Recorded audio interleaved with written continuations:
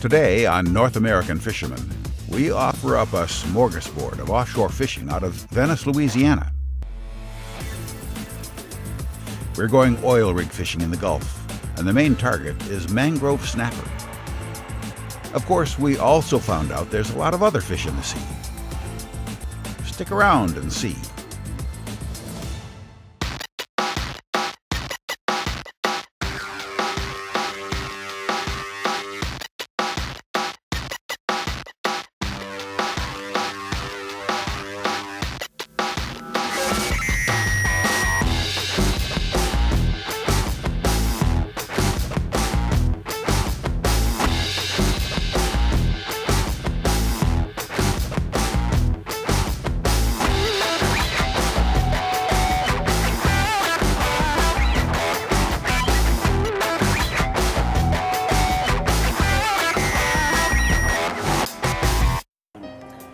Morning in Venice.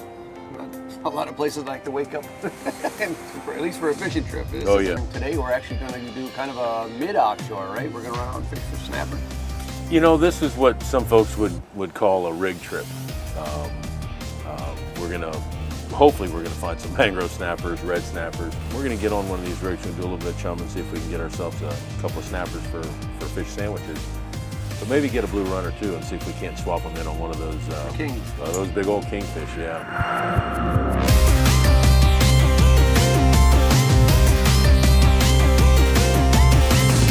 What do you want to do that storm's right over where we want to get bait? You want to just hang here? Let's give it just a couple more minutes and let's see what the conditions are dealing with. I got a feeling it's going to come in like it's predicted to, and what we might be able to do is just skirt out around it. So the guys are faced with obstacle one, a storm between them and their fish. Like any good captain, George has a plan B ready to go. George made a great call. We saw some birds diving. We moved over, he made one cast with a cast net and had enough bait for the entire day. How about that, huh? Venice, Louisiana, folks. Obstacle two, they can't fish their top spot. We pulled up, conditions were fantastic. We got thrown out. You can't help that. Sometimes they've got divers down, sometimes they're painting, sometimes there's a discharge coming off the rig. We moved on to the next spot. Snappers are going to be holding tight to the rig. They won't come away from it. So what we're going to do is we're going to fish out of the bow. We're going to chum to them, and then throw a bait up in there. Okay. What we've got here is just kind of a basic live bait rig on steroids. We've got a 12-ounce weight to get us straight down in this heavy current. We've got 80-pound spider wire right here. We've got a 10-aught circle hook and just a big dead bait that's been butterflied. And what we're doing is just dropping it in. These fish are down about 100 to 150 feet of water, so I'm just counting it down. They're just hammering that bait. He's got it in his mouth. There we go. Got him, George. Woo-hoo. It's no yellowfin, but it's got a lot of power. What do we got? That's a red. It's a red? Oh, look at that. Well, that's a pretty red snapper there. Oh, that's gorgeous. Look at that. Look at that. What's happened is his swim bladder is expanded, and it's got his stomach distended, sticking straight out. So what we want to do is we want to lay his pectoral fin down along his side. We'll peel up one of the scales, and then we'll insert our venting tool, going back down right now. He was ready to go. There you got him. There he is. Come on, Mr. Snapper. Oh. Wrong flavor. What is it? Barjack. Whoa, baby. Listen to that. Whoa, baby. What do you got? That's a little bit bigger than a mangrove snapper, I think. I got one too. You got his brother? Jeez. What is this? Oh, I don't know. Am I over you or under you? I think you're over me. Oh, hang on, hang on. Got my life jacket.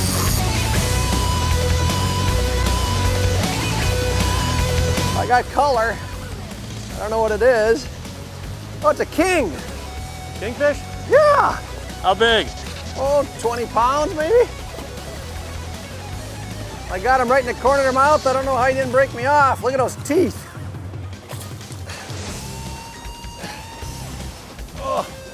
big king mackerel. You dump him down. Nice king there, Steve. I mean, wow. And on mono, no less, huh? Yeah, that's... I like that. Oh, that's a jack, isn't it? Is it a big Jack Crevalle? No, it's a king. Ooh, ooh. That's a big king. Ooh. It's a Oh, big you got him king snagged, that's why. hooked in the belly button. Well, that See explains if I everything. can reach down and grab his tail. Oh, there we go. Oh, there he goes. That fixed it. That was easy enough. Kingfish. Here's what happens. Different fish and different species like different water columns, and it might be for sight, might be forage, might be for the thermoclines. The king mackerel and the snapper are two different animals. The snappers will hang closest to the rigs. The king mackerel, they're out skirting the edge of that. What happens is we start getting that food chain, there starts to become a frenzy. Lots of fish will make distress noises. That attracts other fish. Once you get that going, you're gonna have everything there. Then it becomes the shark's game. Then we gotta move and go find another place to hunt. Coming up, I think this is our 5th rig or 6th rig, but we're finally on the snappers. we think you'll like the new hunting grounds. North American Fisherman is brought to you by Ranger Boats, still building legends one at a time. By Berkeley Trilene, anglers trust Berkeley Trilene, America's strongest. Quebec, providing emotions since 1534. Yeti Coolers, wildly stronger, keeps ice longer. And by these other fine sponsors.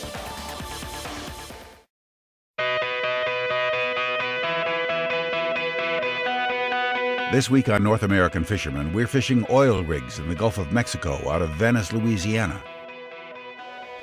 The Deepwater Horizon disaster had a major impact here last year, but this season it's returning to normal with no shortage of fish. That's a little bit bigger than a mangrove snapper, I think. I got one too. You got his brother? The guys have been rig hopping since being bumped from their A spot. The thing is, you've always got to have an alternative plan. You've got to have a backup. When you think you're going to hit that home run, just remember, you can always break the back. They're after mangrove snappers, but so far have only come across other species. Look at that. It's all part of an equation. When you can put that puzzle together and make it happen, it's a great thing.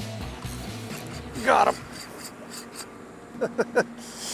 Come on, snapper. There he is, baby. There's your mangrove. Baby. What a pretty mangrove. Oh my gosh. You know, Steve, there's few things in life that, to me, that are better than a mangrove snapper. They're spawning this time of the year.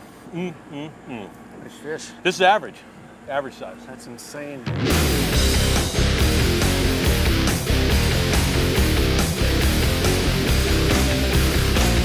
Oh, that looks snapperlicious, Steve. Does it?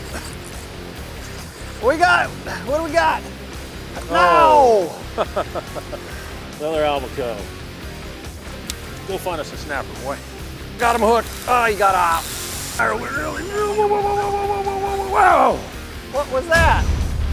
One problem you'll find fishing the rigs is getting busted off by underwater parts of the rig. Picture the rig. Everything that you see above the water, there's typically that same amount, but larger under the water. Got it. This might be the right one.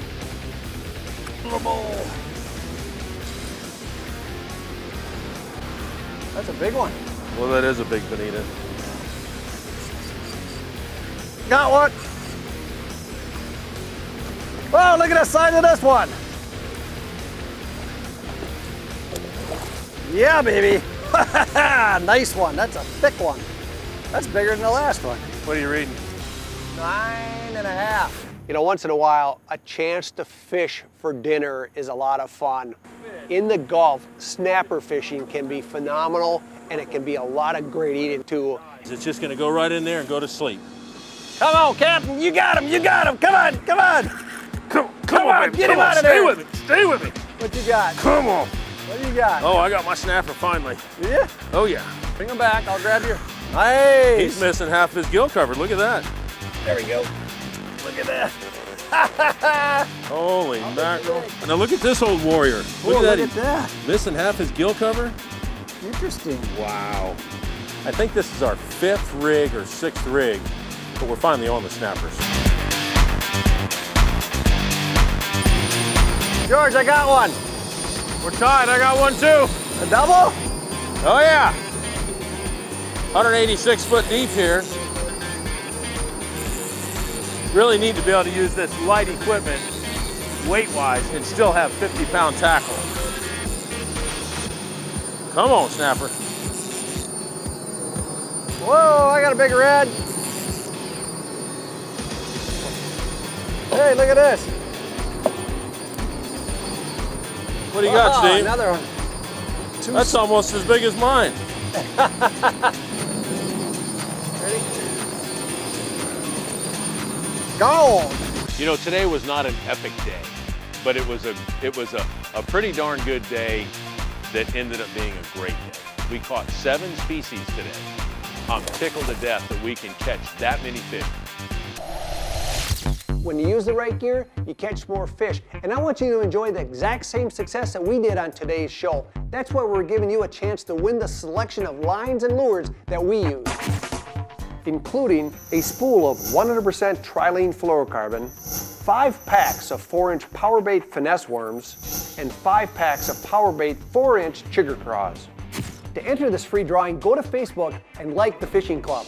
Then, click on the TV tested Win What's Working button at the top of the page and follow the simple instructions. Love to fish? Then like the Fishing Club on Facebook. There's a lot to like and a lot to win. Knot Wars is next. And bluegills are on the mind of Dr. Hal Schramm when North American Fisherman returns.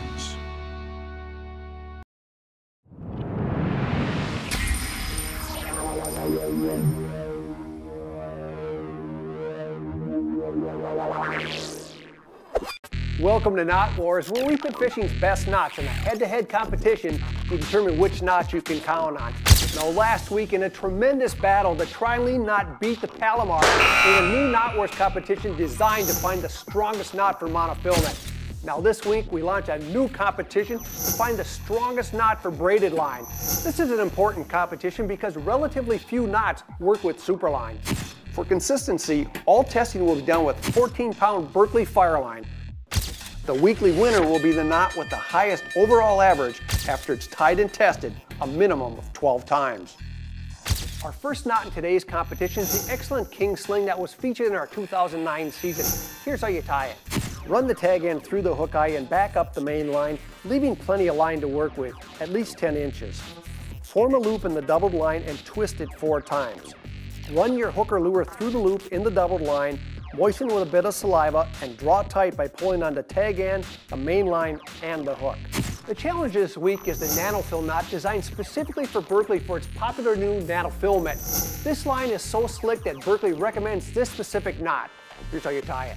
Double the line and run the resulting loop through the hook eye, making sure you leave plenty of line to work with. Bring that loop up the main line and make 2 wraps through the newly formed loop. Next, run the hook through the doubled line, moisten and tighten. So it's the king sling versus the nanofill knot. Which is stronger? Let's find out. While I already have the trusty knot testing machine set up, we've got the king sling here on the left. We got our challenger, the nanofill knot, here on the right. Here goes.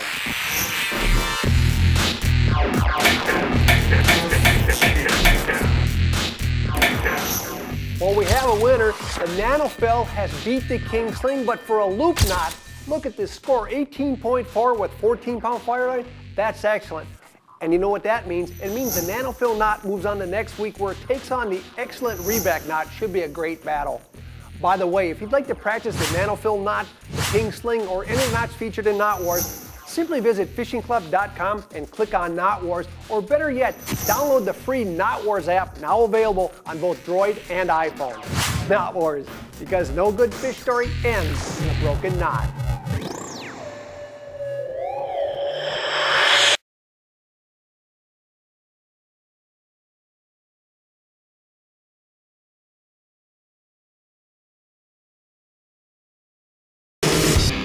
Bluegill, although an appreciated sport fish by many anglers, have largely flown under the management radar screen. Regulations, if there were any, usually encourage liberal harvest of the fish with high numbers limits. Some recent research, however, has demonstrated that the quality, the size of the bluegill caught can be improved by restricting angler harvest. Well, if we're going to use regulations to manage a bluegill population, we have to know about hooking mortality, because ultimately every regulation involves releasing some fish. But with the possibility of using harvest restrictions to manage bluegill, Illinois Natural History Survey biologists thought it was time to reassess hooking mortality in bluegill. Their study was simple but appropriate. Teams of anglers fishing in an Illinois state lake caught bluegill using whatever means they wanted, live bait, artificial bait. The fish were gathered, put into a net pen, and their survival monitored for 48 hours. The fishing took place throughout the spring and summer. What did they find? Over that time period, mortality averaged only 4.4%, much lower than previous estimates. Indeed, fish caught on artificial lures, mortality was 0%, and still only 6.6% on live bait. Not only was the mortality considerably lower than expected from other studies, they found that temperature didn't matter. Even though summer temperatures hit 91 degrees, mortality did not differ between the spring and the summer. The low mortality, the lack of a temperature effect, is considerably different than we'd expect from previous studies. The researchers looked further. What about the effect of retaining fish, either in live wells or in wire baskets? Fish held in live wells for an hour, survival was very high. Mortality did increase significantly for 3 to 5 hour retention in live well. The real no-no was holding the fish in wire fish baskets. Mortality increased to 34% for those fish. Putting it all together, the low hooking mortality indicates that hooking mortality is not an impediment to the use of harvest restrictions. The high mortality of retained fish, though, suggests that a no-cull regulation might be appropriate if harvest restrictions are put into effect. The more we know, the better we can manage. That's good for the fish, that's good for fishing. The following products have been field tested and approved by members of the North American Fishing Club. The model 3019 Columbia fillet knife has a 9.5-inch blade which will handle the largest salmon hogs, tuna, and Alaska halibut. Andrew Marshall of Colorado Springs, Colorado would recommend this for anyone fishing large game fish. If you would like to become a field tester, text the word FISH plus your email address to 57682.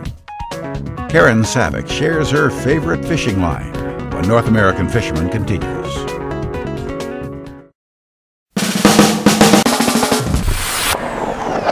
When I first heard about fluorocarbon line, I knew I'd like it. Why? Because the fish can't see it. Boy, was I wrong. I didn't just like it, I loved it. And not just because it's invisible. I quickly figured out 3 other reasons why fluorocarbon's my favorite line. The first thing I realized, and I think it's important for you to know, is just how tough fluorocarbon really is. It's more abrasion resistant than mono, so when you're dragging your jigs and your lures through rocks, through structure, through junk, your line will break less, you'll lose fewer lures. And most of all, the most important, you get that extra peace of mind knowing the next fish will make it to the boat. The second thing I realized is just what low stretch fluorocarbon has. Why does it matter? Well, I'll tell you why, because it's more sensitive. You'll feel more rocks, you'll feel more wood, and most importantly, you're gonna feel more fish. The third thing I love about fluorocarbon is it sinks. Now, a lot of people will say, Karen, just about everything sinks, and you know they're probably right. Eventually it does, but I don't like waiting. So when I'm casting a jig, it gets down faster, it stays in the strike zone longer. And every fisherman knows, when it's in the strike zone longer, you're gonna catch more fish. Now don't forget, there's more than one reason to love fluorocarbon. It's abrasion resistant, low stretch, and it sinks. Now, like my girls, I can't tell you which one's my favorite, but if you try fluorocarbon, it's gonna be more than just the fish that get hooked. You will too. I'm Brad Hatzel, and welcome to North American Fisherman's Border to Border. Our goal each week is to take you around the country, highlighting the hottest bites that are going on right now. Today, we head from one extreme to the other. This is Captain Jim Wilcox down the Florida Keys, and I'm going to tell you a couple reasons why it's a great time to be down here fishing. Number one, it's warmer than anywhere else in the country this time of year. And number two, the fish pile into these deeper canals and feeder creeks when the weather gets cold because the water's a lot deeper than the surrounding flats. This time of year, we're catching redfish, snook, black drum in these deeper canals and feeder creeks. And we're using Berkeley Gulp 3-inch shrimp, and we're also using live shrimp. You throw it out there, you let it sink, and you crawl along the bottom real slow, almost like you're walleye fishing up north. And if you're down here, you want something bigger to pull on than a snook or a redfish, the big bull sharks and the sandbar sharks follow these fish into these canals. And as long as it's not freezing cold, we can get them to bite too. During the month of February, Green Bay, Wisconsin is a great place to be for ice fishing. Currently we have 8 to 10 inches of ice, and right now I'm out in 13 feet of water. Green Bay is known as a great fishery for multiple species, including perch, northern pike, walleye, and of course in the winter, the whitefish. And we just happened to find some of these right outside of Dykesville. The fishing is fabulous. So just remember, if you're gonna head out on the ice, make sure to be safe and check the ice conditions before you head out. Thanks so much, folks, and fish on. We'll keep you on top of the hottest bites from around the country on North American Fisherman's Border to Border. North American Fisherman is brought to you by Yamaha Outboards. Reliability starts here. By Abu Garcia for life. Berkeley Gulf Alive. Looks alive, feels alive, tastes alive.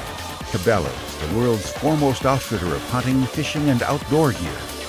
And by these other fine sponsors.